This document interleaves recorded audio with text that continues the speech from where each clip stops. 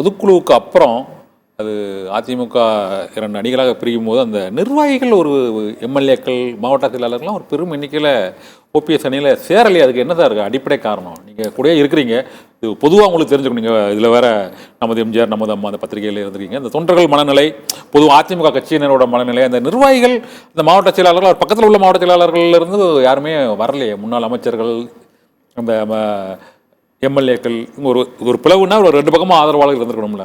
ஒரு பக்கமே முழுமையாக சாயறதுக்கு என்னதான் காரணம்? நீதிமன்றமும் அங்கே தான் தீர்ப்பு வழங்குது, நிர்வாகிகளும் இபிஎஸ் பக்கம் தான் போகிறாங்க, மற்றபடி வழக்குகளும் அதிமுக தலைமை அலுவலகம் அவர்களுக்கு சாதகமாக போகுது, தேர்தல் ஆணையமும் ரெட்டலையாக அவங்களுக்கு தான் கொடுக்குது.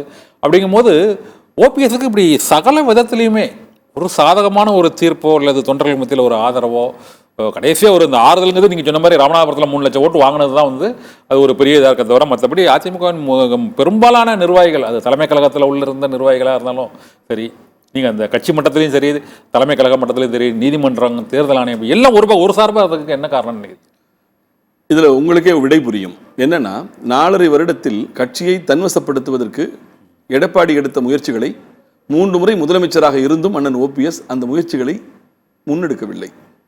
கட்சியை கைப்பற்ற வேண்டும் என்கிற கனவோ திட்டங்களோ அவரிடம் இல்லை. எனக்கு விசுவாசமா இருக்க வேண்டாங்க, கட்சிக்கு விசுவாசமா இருந்தால் போதுங்க என்று சொன்னவர் அவர். இவரை பொறுத்தவரை எனக்கு விசுவாசமா இருக்கியா, நீ தொடர்ந்து மாவட்ட செயலாளராக இருக்கலாம், கட்சி எத்தனை முறை தோற்றாலும் நீ தான் நிர்வாகி, நான் உங்களை நியமனம் செய்கிறேன், நீங்கள் எல்லாம் சேர்ந்து என்னை நியமனம் செய்யுங்கள், பரஸ்பரம் நமக்குள் ஒரு ஒப்பந்தம், எப்படிப்பட்ட படுதோல்வி அடைந்தாலும் நான் உங்களை மாற்ற மாட்டேன், எப்படிப்பட்ட அவமானம் அசிங்கம் நடந்தாலும் என்னை நீங்கள் புறக்கணிக்க கூடாது, ஆட்சி நடக்கிற போது உங்களை நான் சுதந்திரமாக விட்டு விடுகிறேன். எடப்பாடியினுடைய ஆட்சியில் பல நன்மைகள் நடந்தன, நிர்வாகத்திலே அவர் மிகச்சிறப்பாக செயல்பட்டார் என்பதை நான் மறுக்கவே மாட்டேன்.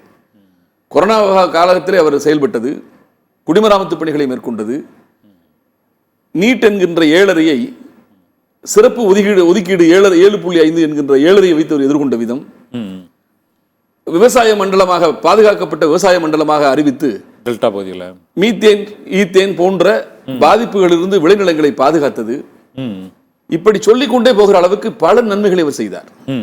1950களிலே மாரப்ப கவுண்டர் என்கின்ற காங்கிரஸ் கட்சியின் சட்டமன்ற உறுப்பினர் முன்வைத்த அத்திக்கடவு அவிநாசி திட்டத்தை அத்தனை ஆட்சிகளும் கிடப்பில் போட்டிருந்தது. ஆனால் மாநில நிதியிலிருந்து அந்த திட்டத்தை செயல்படுத்தினார், மறுப்பதற்கில்லை. இவையெல்லாம் அவர் ஆட்சியில் நடந்த நன்மைகள். நான் அவருக்கு பத்திரிகைக்கு ஆசிரியராக இருந்து இவையெல்லாம் பாராட்டி எழுதியவன். ஆனால் ஊழலை கட்டுப்படுத்த விட்டுவிட்டார். கட்டுப்பாடற்ற ஊழல் கூட போனது காரணமே ஊழல் தான் சொல்றீங்களா எல்லாருமே? ஏங்க ஒண்ணுங்க, நான் சம்பாதிக்கிறதுக்கு நீங்க காரணம்னு சொன்னா கொஞ்ச காலத்துக்கு அது நான் நன்றியோடு இருப்பேனா இல்லையா? நான் நினைத்து பார்க்காத அளவுக்கு அம்மா ஆட்சி காலத்தில் கவனிப்பு இருந்தது, கண்காணித்தார்கள். இன்னும் சொல்ல போனால் கூடுதலாக அதீதமாக சம்பாதித்தார்கள் என்று நினைத்தால் அவர்களிடமிருந்து பறிமுதல் கூட செய்யப்பட்டது. உங்களுக்கு எல்லாம் தெரிந்திருக்கும். ஆனால் அந்த வாதத்தில் சசிகலா கூட ஒருத்தர் போகலையே அவங்க. ஆனால் என்ன சொல்றீங்க? சசிகலா மேடம் அவங்க விடுதலையாக வந்தப்போ கூட அவங்களால பயன்பெற்றவங்க நிறைய பேர் எம்எல்ஏக்களாகவும் அமைச்சராகவும் யாரும் போகலையே. இல்லைங்க, திருமதி சசிகலா அவர்களால் பயன்பெற்றிருந்தால் கூட அம்மாவோடு அவர் இருந்தார். அது அந்த காலங்க, சுட சுட சம்பாதித்தது.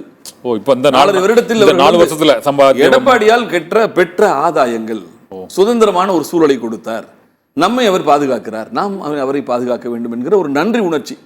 ஆனால் அவர்கள் ஒரு காலத்திற்கு பிறகு தனிநபர் முக்கியமா இயக்கம் முக்கியமா என்கிற சிந்தனை வந்துவிட்டது. தொண்டர்கள் ஒற்றுமையை விரும்புகிறார்கள், ஒன்று வேண்டாம். சமீபத்தில் கடைசியா பேசினார்ல, ஒற்றுமை என்ற பேச்சுக்கு இடமில்லை என்று பேசினார். அவர் பேசியதற்கு பிறகு அவர் பேச்சை எந்த மாநில நிர்வாகியாவது, எந்த மாவட்ட கழக செயலாளராவது எங்கேயாவது ஆதரவளித்து எதிரொலித்தார்களா? அண்ணே சூப்பரா பேசுறீங்கண்ணே, வேண்டாம்ண்ணே, உடஞ்சே கிடப்போம்ண்ணே, நீங்க சொல்றதானே சரி, யாராவது பேசுறாங்களா? ஆனா கட்சி நிர்வாகிகள் கூடத்துல யாரும் எதிர்ப்பு தெரிவிக்கல தராது சொல்லும் போது. அதுதான் ஓபிஎஸ்ஸோ டிடிஓ சசிகலா சேர்க்க மாட்டோம் வரதுங்க பேசுனதாகவும் அதுக்கு யாரும் எதிர்ப்பு தெரிவிக்கலன்னு தான் செய்திகள் வந்தது. ஆனா உள்ள கரெக்டா என்ன பேசுறாங்கன்னு தெரியல. நீர் பூத்த நெருப்பாக புகைந்து கொண்டிருப்பது எப்பொழுதுமே சகோதரர் எரிமலைகள் ஒரு நாளில் வெடிப்பதல்ல. அது அப்படியே தகிக்க ஆரம்பிக்கும், புகைய ஆரம்பிக்கும், கொழுந்து விட்டு எரிய ஆரம்பிக்கும், பிறகு வெடிக்க ஆரம்பிக்கும். எதையுமே கட்டுவதில் கடினம் இருக்கும், இடித்து போடுவது ஈஸியா அடிச்சிடலாம்.